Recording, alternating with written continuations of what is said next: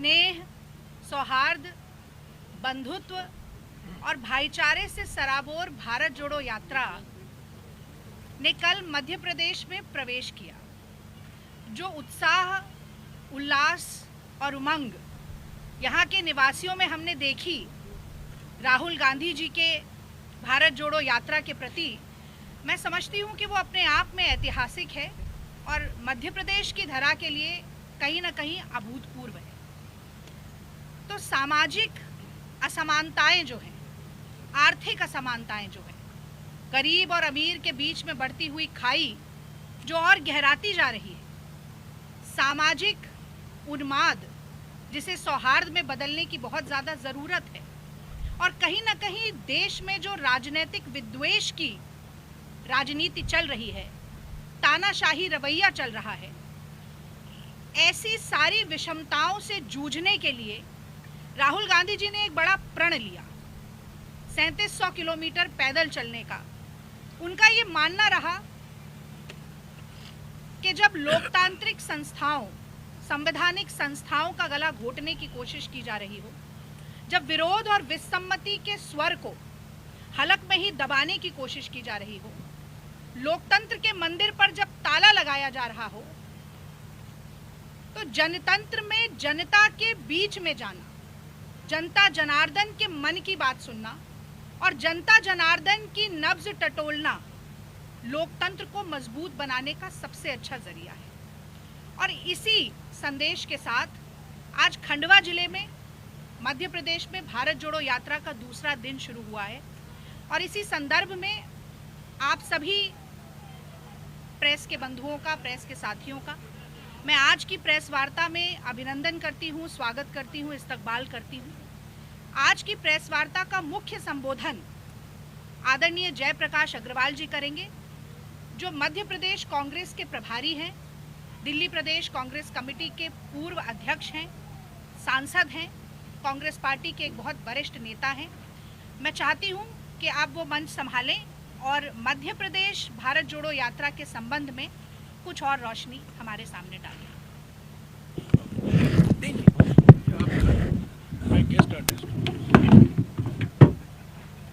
मैं आप सबका बहुत बहुत स्वागत करता हूं। आदरणीय जयराम रमेश साहब यहाँ हैं, रागिनी जी ने बड़ा अच्छा संबोधन दिया, शोभा जी यहाँ हैं जिनको हम सुना करते थे पहले। मुझे बताने में बहुत खुशी है, मैं वैसे तो आप लोगों से अलग अलग मिल चुका हूँ कई लोगों से, लेकिन आज सबसे सामूहिक रूप में मैं बात कर रहा हूँ। राहुल जी की जो ये यात्रा है वो मध्य प्रदेश में कल आई और उस यात्रा का बड़ा ज़बरदस्त स्वागत हुआ। लोगों में बहुत जोश है। इस पूरी यात्रा के दो रूप हैं। एक तो ये कि मध्य प्रदेश में ये यात्रा आई वो कई राज्यों से होकर आई है और हर जगह देखा गया कि लोगों ने इस यात्रा का बड़ा ज़बरदस्त स्वागत किया। उसमें ही उस कड़ी में मध्य प्रदेश भी आता है कि यहाँ जो भव्य स्वागत कल सुबह उनका हुआ, जब वो यात्रा मध्य प्रदेश में पहुँची तो लोगों ने उत्साहित होकर उसका स्वागत किया। आगे भी जो हमारा कार्यक्रम रहने वाला है वो अगले 10 दिन तक है और अगर से वो यात्रा 3 तारीख को राजस्थान में निकल जाएगी। कल बुरहानपुर में थे, आज खंडवा में हैं, उसके बाद मऊ जाएंगे, इंदौर जाएंगे, उज्जैन जाएंगे और अगर जाएंगे। सवाल ये है, जैसा रागिनी जी ने भी कहा कि राहुल गांधी ने ये बीड़ा उठाया तो क्यों उठाया? इसलिए उठाया कि वो इस देश के लोगों से प्यार करते हैं, उसका हिस्सा हैं वो। आप उनकी राजनीतिक पृष्ठभूमि देखिए कि क्या एक ऐसा व्यक्ति चुप बैठ सकता है जिसकी दादी ने इस देश के लिए जान दी हो, जिसके पिता ने इस देश के लिए जान दी हो। जो हालत आज भारतीय जनता पार्टी ने, उनके नेताओं ने देश के किए हैं, कोई भी विषय ऐसा नहीं है जिसके ऊपर वो किसी बात का जवाब दे सकें। राहुल गांधी बहुत दिन से बहुत विषयों को उठा रहे थे और बहुत ताकत से उठाया उन्होंने, और उसमें जो सच्चाई थी उस सच्चाई को जनता के सामने लेकर जाने के लिए उन्होंने बीड़ा उठाया 3500 किलोमीटर तक। माफ़ करना कहना आसान है, लेकिन उसे पूरा करना बहुत मुश्किल काम है, जिस मुश्किल काम को उन्होंने उठाया। क्या राहुल गांधी चुप बैठते जो हालात पैदा हुए हैं, जो नफरत पैदा की जा रही है? क्या राहुल गांधी चुप बैठते जो इकोनॉमिक हालात लोगों के हुए हैं? आज रोज़गार नहीं है, पैसा नहीं है, छोटे छोटे उद्योग बंद हो रहे हैं, बहुत सारे इंडस्ट्रियल एरिया खाली पड़े हैं, और जब तक वो साइकिल नहीं चलेगी नौकरी नहीं मिलेगी लोगों को। नौकरी नहीं मिलेगी तो नौजवान कहाँ जाएगा? जो हमारे बहुत सारे संस्थान थे उनको बेच रहे हैं या प्राइवेट हाथों में दे रहे हैं। तो सवाल ये है कि हम राहुल गांधी ने बीड़ा उठाया जनता को आगाह करने के लिए, और जिसका मध्य प्रदेश की जनता ने बहुत ज़ोर से स्वागत किया। आज भी आप देखें, अगर आप कुछ दिन पहले ही गए हों उस गांव में, आप देखें किस तरह लोगों ने फूल बिछा रखे थे और कई घंटे से उस यात्रा का स्वागत करने वाले थे, और खूब जोर से उन्होंने राहुल जी का स्वागत किया।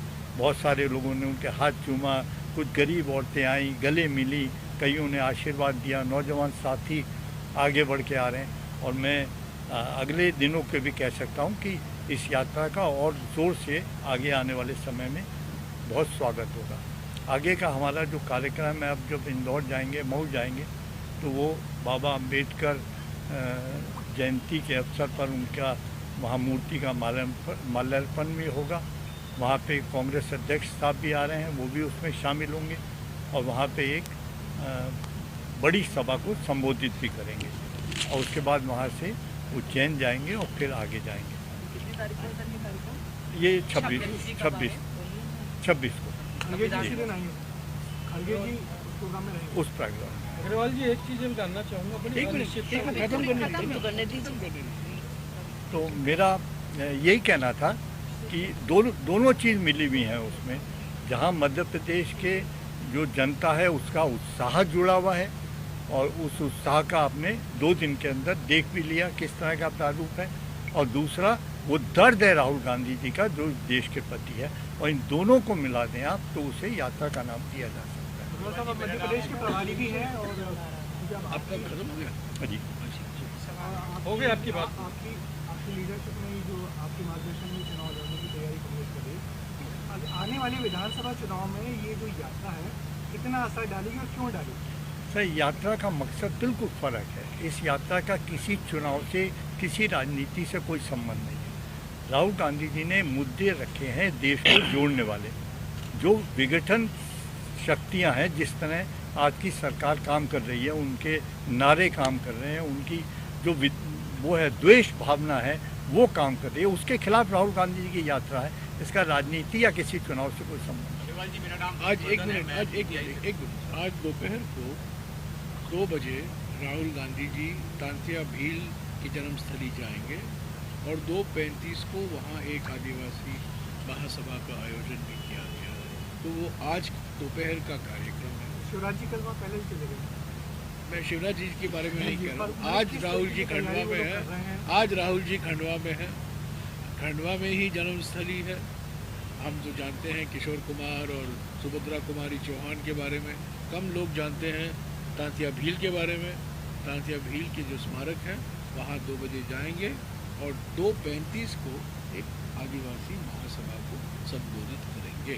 प्रोग्राम पहले से बना हुआ है, शिवराज जी का बाद में बना हुआ है। पहले से बना हुआ है। हाँ, राहुल जी का प्रोग्राम पहले से बना हुआ है। देखिए, एक भारत जोड़ो यात्रा का एक असर ये है कि भारत जोड़ो यात्रा के कार्यक्रम को देखकर बीजेपी नेता अपना कार्यक्रम बनाते हैं। प्रधानमंत्री खुद 4 दक्षिण भारत राज्यों का उन्होंने दौरा किया जब भारत जोड़ो यात्रा उन 4 दक्षिण भारत राज्यों से निकली। वहाँ 2 दिन की यात्रा की, वहाँ फ़ोटो अपॉर्चुनिटी लिए, शिलान्यास किया, वो सब पहले से ही बना हुआ था। तो अगर शिवराज सिंह जी पहले गए थे, ठीक है, वो जानते थे कि भारत जोड़ो यात्रा आज राहुल जी वहाँ जा रहे हैं, तो 2 दिन 3 दिन पहले वहीं चले गए। अभी एक सवाल था कि जो भाजपा के IT सेल ने राहुल गांधी की छवि बनाई, वो छवि टूट रही है इस यात्रा से, क्या लगता है आपको?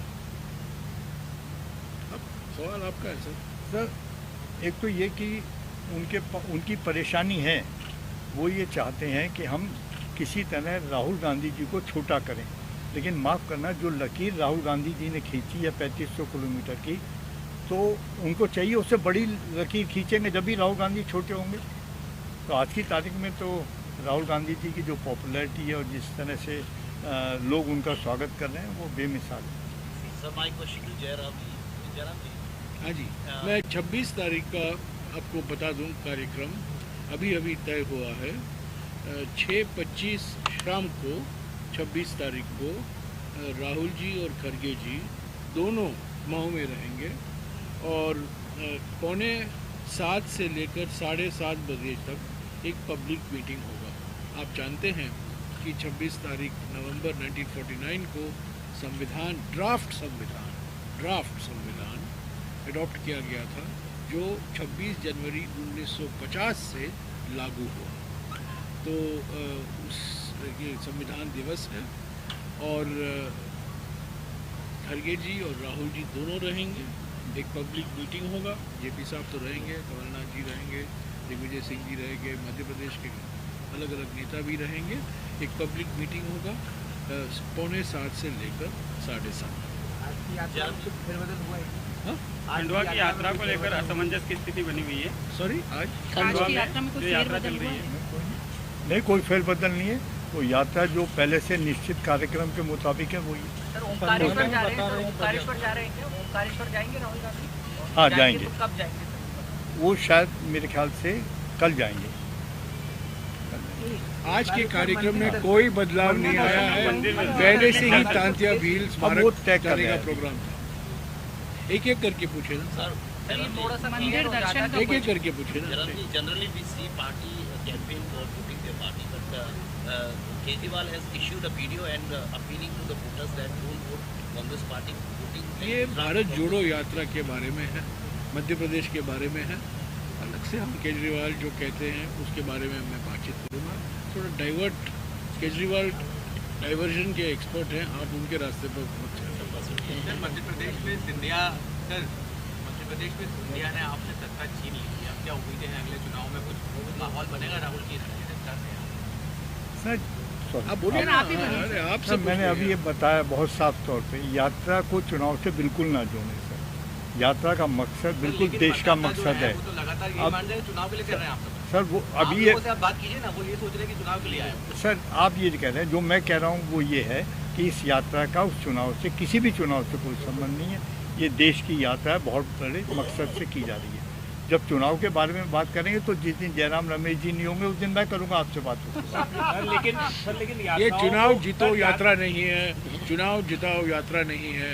और मैं आपको बता दूं, खंडवा की बेटी सुभद्रा कुमारी चौहान की कविता में तो रानी खूब लड़ी मर्दानी, वो तो झांसी वाली रानी थी, उसमें सिंधिया के बारे में भी जिक्र है। सर मैं ये करेक्शन करूंगा, बहू है वो खंडवा की, बेटी नहीं है। सुभद्रा जी बहू है हमारे यहाँ। लेकिन सर यात्राओं, अरे बहू भी बेटी होती है ना। और बेटी और बहू में फर्क क्या है? बेटी नहीं बहू, पर खंडवा से उनका एक विशेष ताल्लुकात था और उस कविता में सिंधिया का एक विशेष उल्लेख भी किया गया है। प्रदेशों में सत्ता परिवर्तन हुई। यात्राओं को चुनाव से अलग एक करके देखा जा सकता है। एक ही क्वेश्चन है सर, सिमिलरिटी इनके लिए आपके लिए सर क्या है? यात्राओं को चुनाव से अलग रख के कैसे देखा जा सकता है? क्योंकि अभी तक की यात्राओं का ये राजनीतिक पार्टी की यात्रा है, राजनीतिक मकसद है, पर ये चुनाव से कुछ लेना देना नहीं है। इसका क्या 2024 के चुनाव में असर होगा वो संगठन पर निर्भर करता है। अगर संगठन में एकता है, अगर संगठन में एकजुटता है, अगर संगठन सक्रिय है, तो हम उम्मीद करते हैं भारत जोड़ो यात्रा का एक नतीजा होगा वो 2024 और उसके पहले जो विधानसभा चुनाव होने वाले हैं मध्य प्रदेश में अगले साल, उसमें भी असर हो सकता है।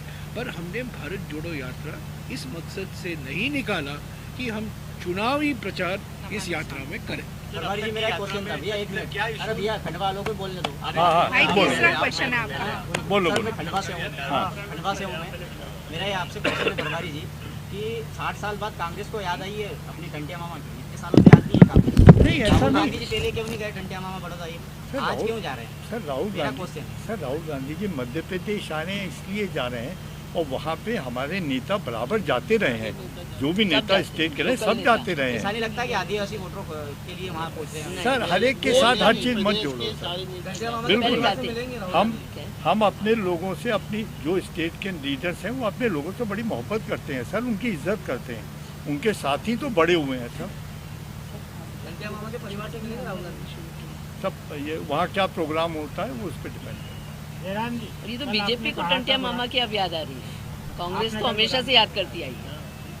कल आपने बुरहानपुर में कहा था सावरकर चैप्टर इज क्लोज, लेकिन उस चैप्टर को बीजेपी क्लोज करना नहीं चाहती, वो लगातार उसका अगर वो क्लोज करना नहीं चाहती है और हमारे नेताओं पर जो आरोप लगाए जाते हैं, हमारे नेताओं के बारे में झूठ बोलते रहते हैं, कैसे मिसाल के तौर से हमारे कानून मंत्री रोज़ कुछ ना कुछ बकते रहते हैं, जब तक वो हमारे नेताओं के बारे में झूठ बोलते रहेंगे, हम उनके नेताओं के बारे में सच बोलते रहेंगे। ये चलता रहेगा, उनको तय करना है। अगर वो झूठ बोलना बंद करेंगे, हम सच बोलना बंद करेंगे उनके नेताओं के बारे में।